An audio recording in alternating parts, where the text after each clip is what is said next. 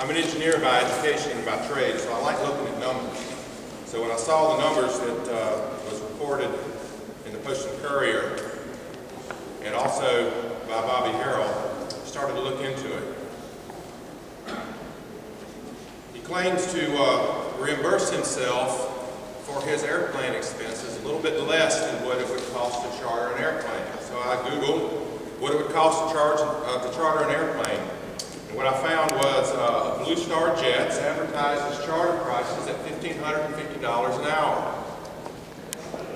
Then I looked at what the distance was and the flight time between Charleston Executive Airport and Columbia Owens Field. It's 91 nautical miles.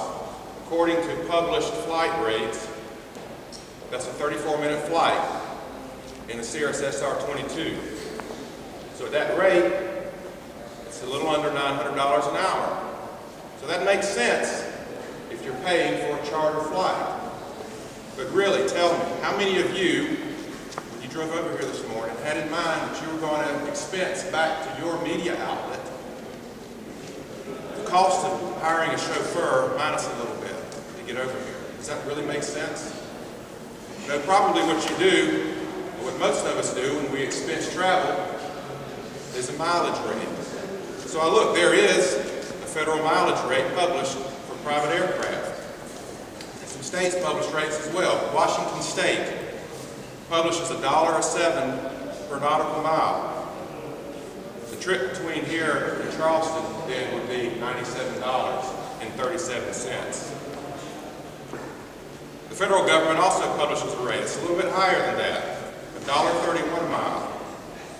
That gives us $119.21 to travel between here and Charleston. Alaska uses the GSA federal rate as well. So, well, maybe the cost of operating that Cirrus SR-22 is a little bit higher than what the published mileage rate is. Well, fortunately, Cessna's helped us out. They have an advertisement publishing a comparison between flying a Cessna and an SR-22. So imagine they probably picked the highest legitimate rate they could for the SR-22 because they want to make themselves look good. They publish a cost of operating a Cirrus SR-22 at $131.03 per hour. That makes the 34-minute flight between here and Charleston $74.25. If he flew, as federal aviation records record, 110 times between here and Charleston over the last 4 years, at that rate, that's $16,335 and change. Far below $326,000. Well, he did have a trip to Key West in there. That's 497.3 nautical miles. 171 minutes, $371.90 one way. He could have flown between here and Key West every single weekend over the last 4 years and still would have only been $155,000. Where is the money going? The statute says campaign funds may not be converted to personal use. I'm not saying that he has, but I think the numbers bear further investigation. One other quick point. Campaign law also requires that your expenses be reported and reported for the quarter in which those expenses occur. He's itemized expenses to the Associated Press.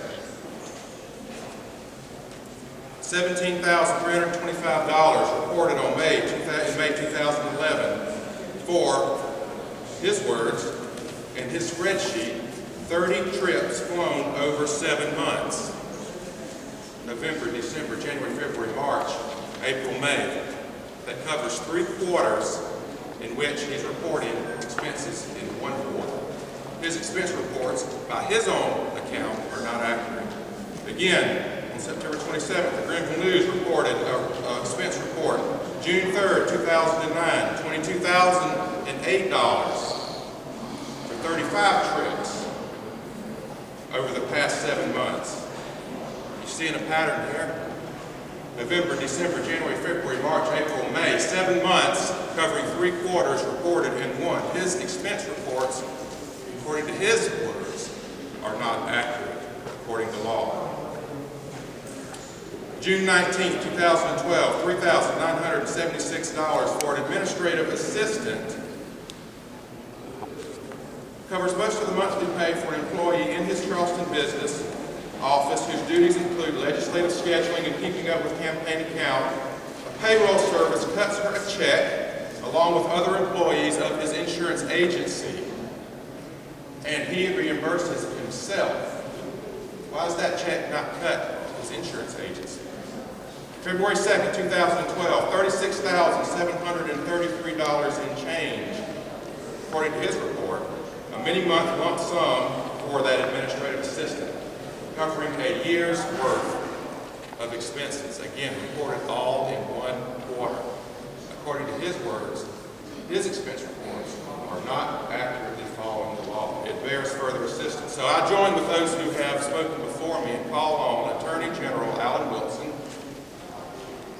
to use his office as he is supposed to do and request a state grand jury investigation. I also call on Governor Nikki Haley to direct Mark Hill to join Alan Wilson and call on the state grand jury investigation, as is their duty, to further investigate these questionable expenses and questionable reporting.